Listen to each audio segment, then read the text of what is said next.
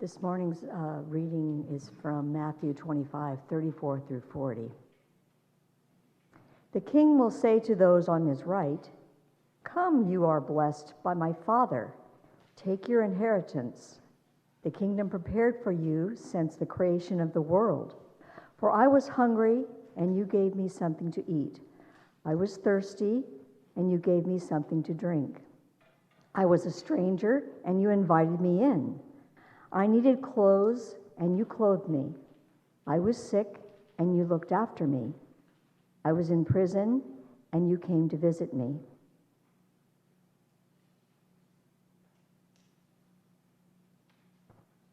The word of the Lord.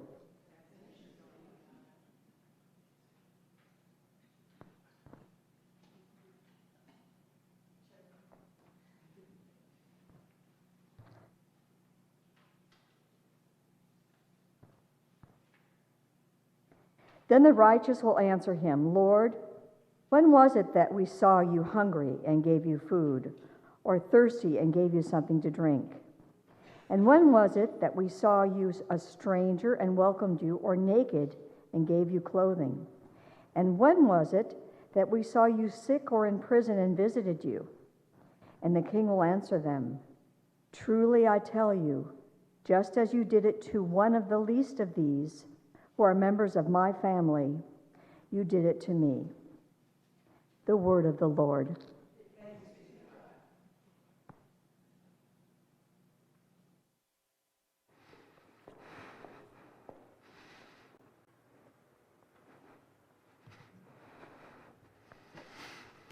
Good morning, good morning. I just want to thank you all for allowing me to come here and speak today. I consider it a privilege and an honor to be here, I just feel blessed. The sun is out. It's the best time of the year in my opinion, because everything's so green and everything is and the sunshine is just fills my heart. I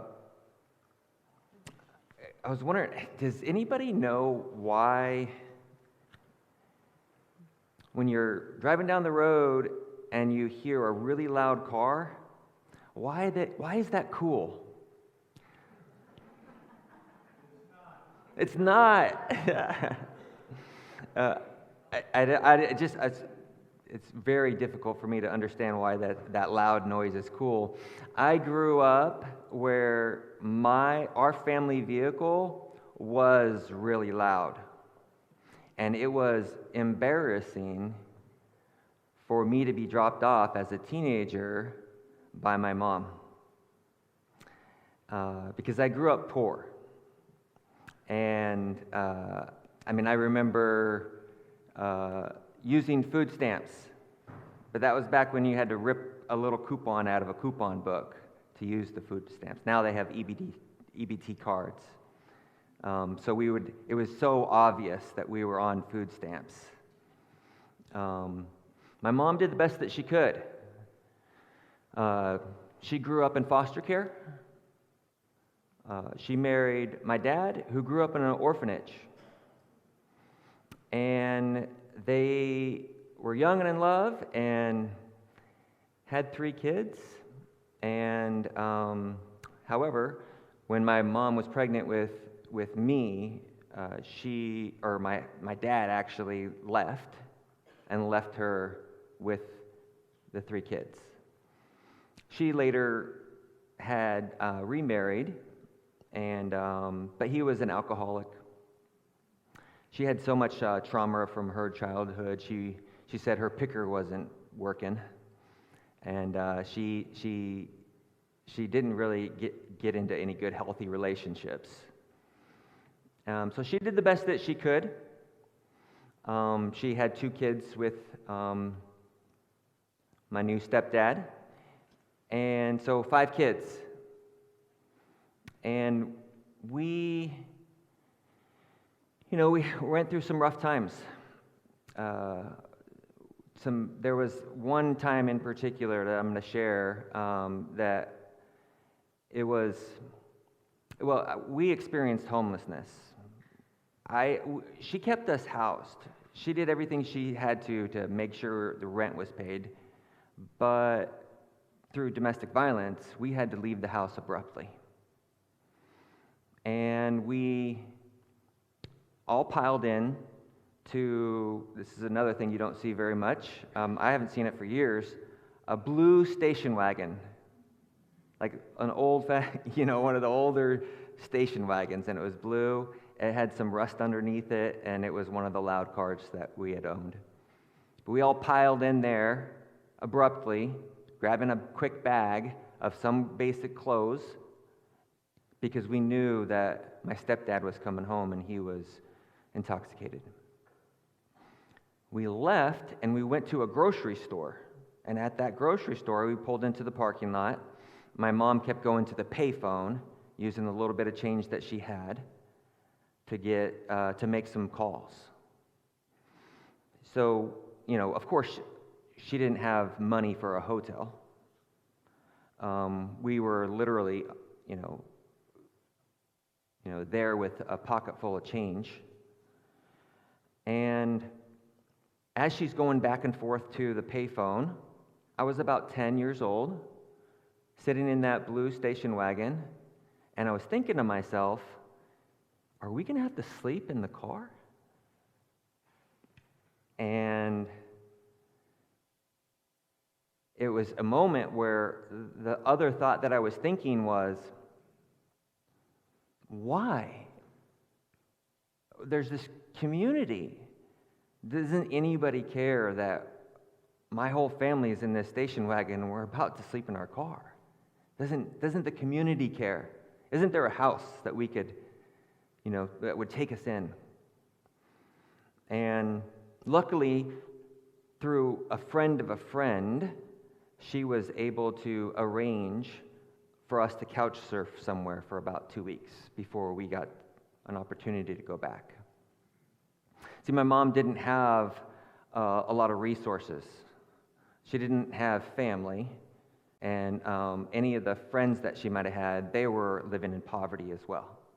So they didn't have the opportunity to invite us in as well. That was just the situation that we had. Again, she did the best that she could.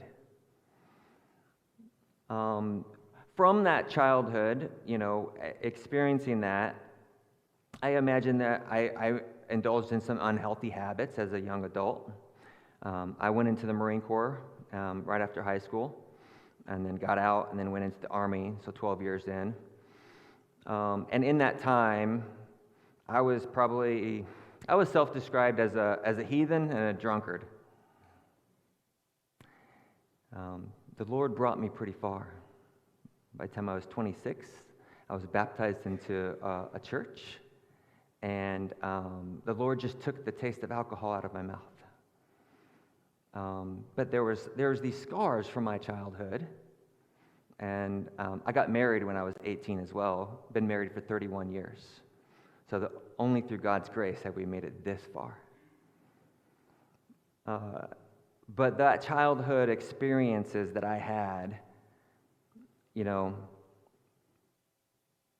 could have taken me down a bad road. And I know that because my oldest sister was addicted to meth. My oldest brother not only had addiction problems, but in and out of prison, and he ended up taking his own life. My younger sister is doing okay, but she's gone through quite a bit of trauma. And then my youngest brother, he regularly uses drugs. So, I feel spared. The Lord's brought me there, and after the 12 years in the military, I started selling insurance. I moved out here to the Northwest, and while I was selling insurance, I was also using the post 9/11 GI Bill to go to college for business. And at the end of my business degree, they had us do a capstone project, and it was all centered around what now? What do I want to do now? Get a business degree, and then what? So I took it to prayer. Lord, what do you want me to do? And I knew I wanted to do something to change people's lives. I wanted to help people. I always thought of this. I heard that Steve Jobs actually was recruiting an executive from Coke or Pepsi, I forget which one. And what sold him to bring him over to Apple was, he says, do you want to sell sugar water for the rest of your life, or do you want to change the world? And so it really spoke to me that, what do I want to do? What's my purpose? And I felt the Lord just leading me into working with families that are experiencing homelessness. Now, I had never done that. Again, 12 years in the military, at that point, 10 years selling insurance, and I just knew I wanted to do something different. And this is how I know that the Lord is so real and so powerful, because, seek and you'll find, and knock and the door will be open to you. I just mentioned to my local pastor up in Battleground, I said, I think I want to help homeless families. And he said, I got someone you need to talk to. This is 2019.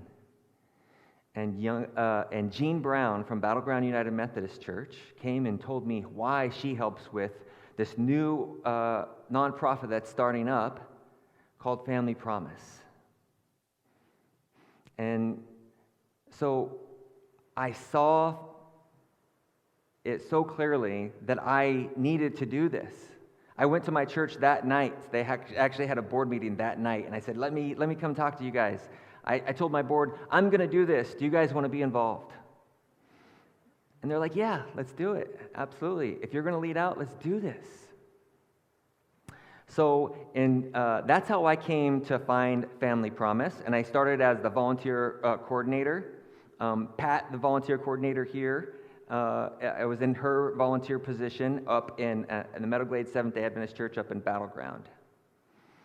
So I said, if I'm really going to dedicate myself, I can't just be volunteering for Family Promise if I really want to help. But I didn't know about homelessness. I didn't know it like what I saw, like the trash, the tents, all of those things. So I said, I need to learn more.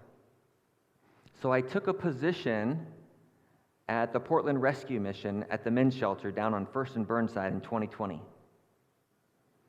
And there I got to see homelessness for every end of the spectrum of homelessness.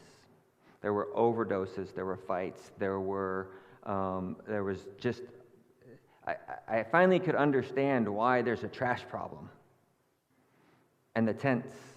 But there was a stark difference. We had the individuals that I was helping at the Portland Rescue Mission, and then I had the families that I was helping in my volunteer work with Family Promise.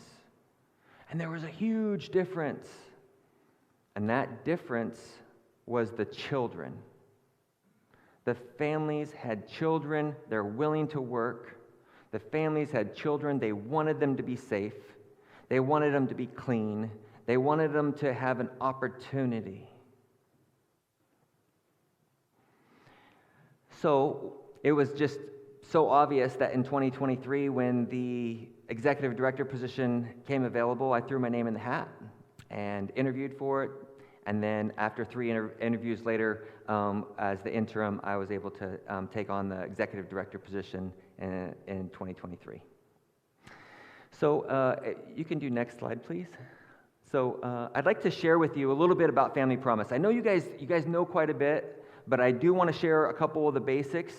Our mission is to help children with their families, and I'm going to stop right there. We don't start out by saying we help families or we help people. It's not clients. It is we help children with their families. Children's come first. That's where our heart is. We help children with their families experiencing homelessness or housing insecurity achieve sustainable independence through a community-based response. That last part too, that's the part that really makes a difference in the world. A community-based response, us all coming together and being a community of hope for the individuals that are experiencing what they're experiencing. And our vision is we envision Clark County, Washington, in which every family has a home, a livelihood, and a chance to build a better future. We're a national organization, and we're a local non-religious affiliated 501c3. We began helping families in 2019, 5 staff and a day center in Battleground. Next slide, please. So who do we help?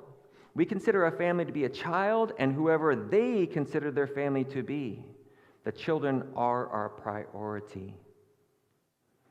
We serve families of all backgrounds, regardless of race, ethnicity, sexual orientation, or marital status. About 70% of the families that we serve are people of color, with Pacific Islander families experiencing the greatest disproportionate rates of homelessness. So in our community, when we look at the BIPOC community, they are experiencing homelessness at a much higher rate. And so obviously, we're going to end up helping more, trying our best to come up with, solutions to kind of even things out a little. Next slide, please.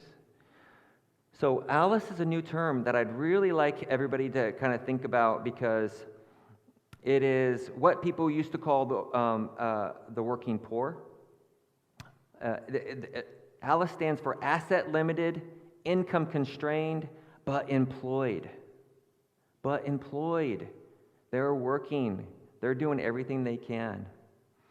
People with income above the federal poverty line, but not enough to afford basic expenses.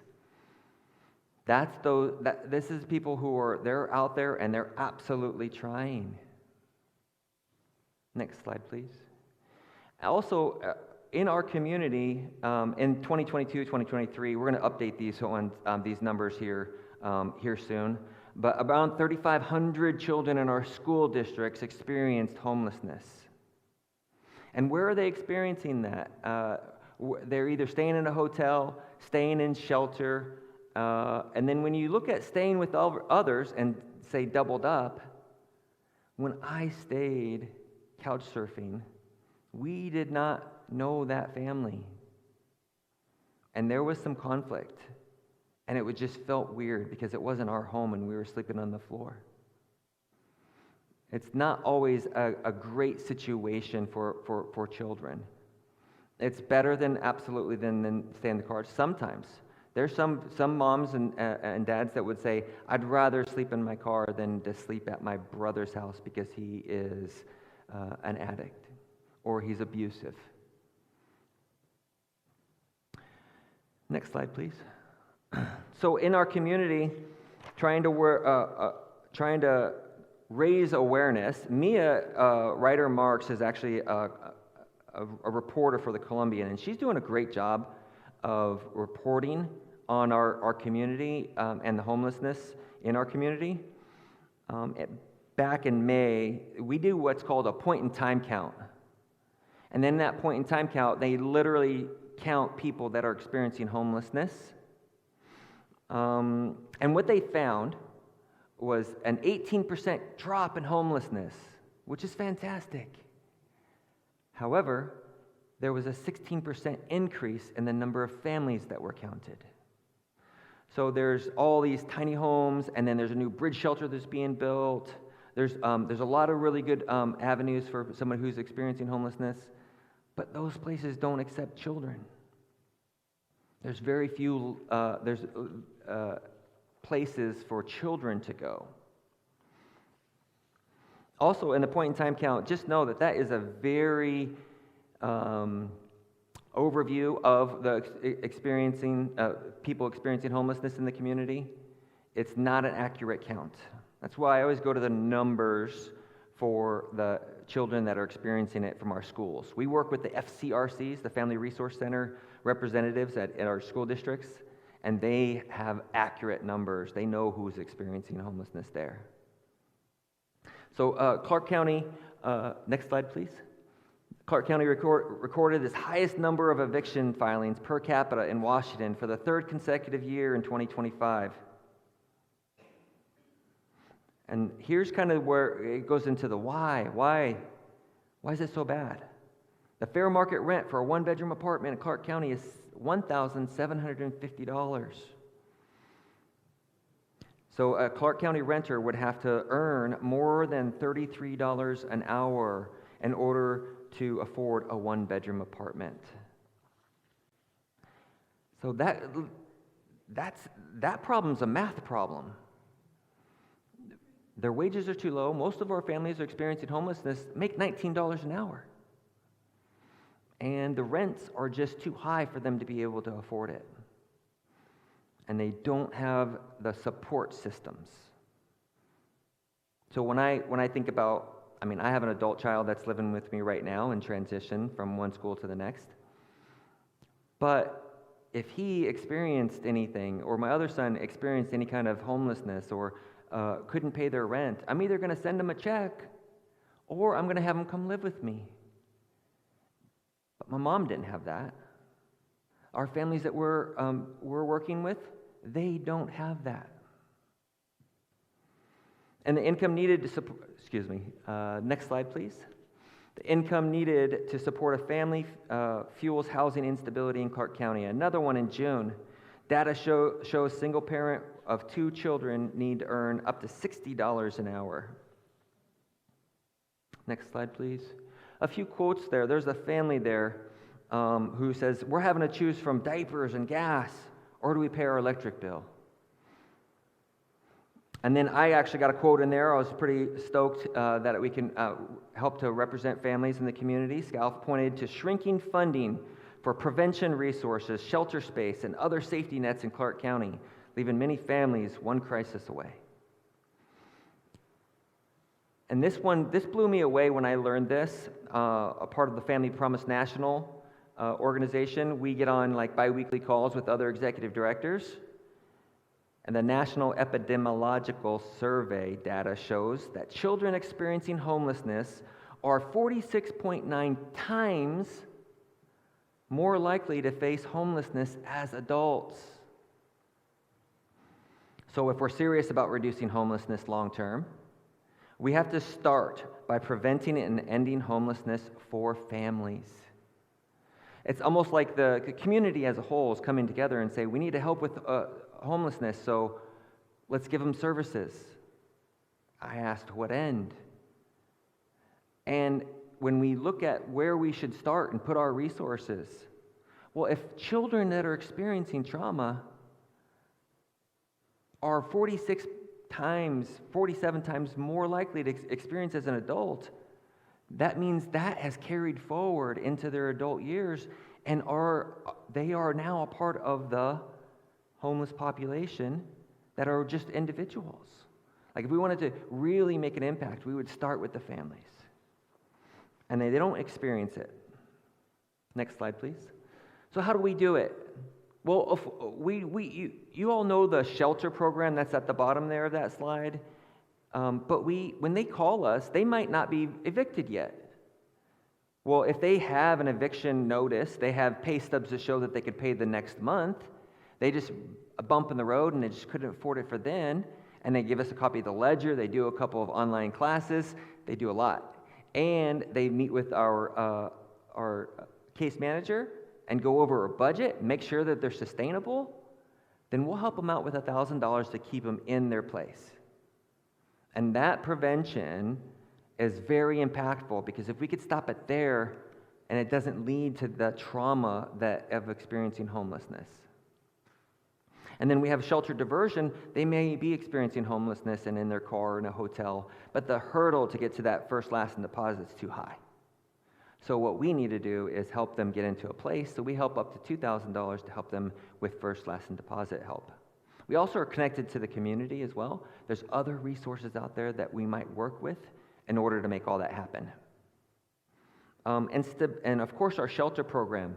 And you know, when I think about being a community of hope, you know, our churches are involved. This church is involved. And real quick, can I do something real quick? If you have given $1 or volunteered 1 minute with Family Promise, I'm not going to have you guys stand, but could you raise your hand? So a good chunk of this church right now is doing it, is being a community of hope.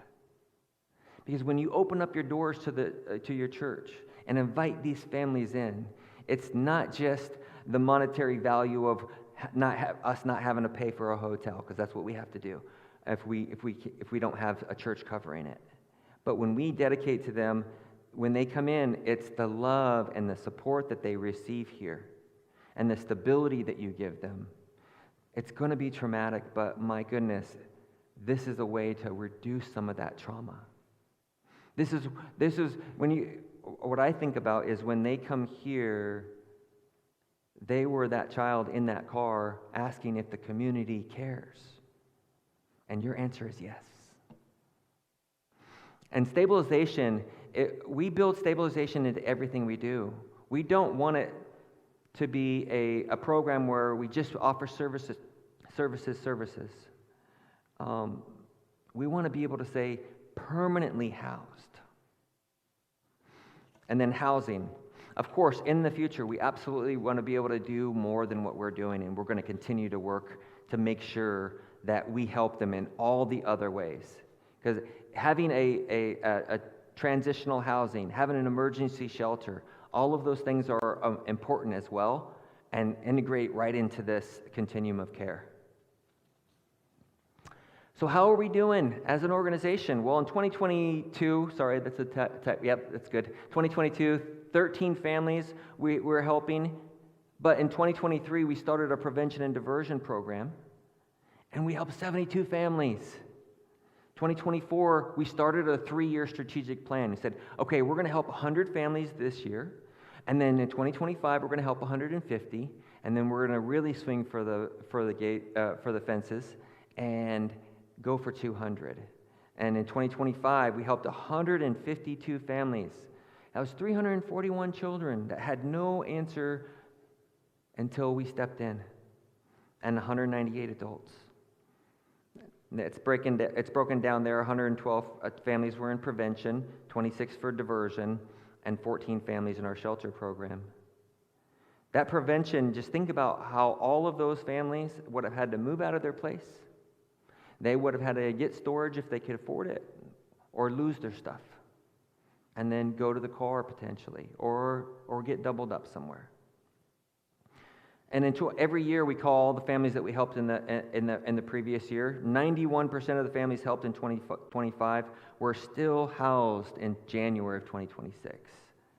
That sustainability that we've built in there, it matters. It comes together, and it isn't just giving fish, we're teaching to fish. Next slide, please. So how are we doing here in 2026? So far, 83 families we have helped. 58 of them are coming from the BIPOC community. So when I think about our scripture for today, when I think about feeding someone, clothing someone, I'm with Family Promise because that's what I feel like I'm doing. That's where when I prayed and I said, Lord, what will you have me to do? He guided me into this work. Because when we come together as a community and become that community of hope, not only do we stop that cycle of trauma, but we also give them hope. Because even as an adult, regardless of your trauma, we had a mom once say, in tears, I've just never had anybody support me in any way that like Family Promise has. It's not just the children, but it's also the family as a whole that can also benefit beyond when we help them. So I think that's the last slide, yeah. So for me, I'm a part of this community, you're a part of this community, and I say, yes, we are doing it. But we do only help about 10% of the families that are calling in. So we need more. And we need a community together. And I say, I really just say it like for the purpose of if you are talking with somebody about the great work that you or your church is doing, and you can tell them the great work that Family Promise is doing, then it gets more people involved. So the more people that know that children are sleeping in cars, the more people that know that there's trauma happening right here, right now, the more that people will want to help. So from the bottom of my heart, I want to thank you for being a part of that community who cares.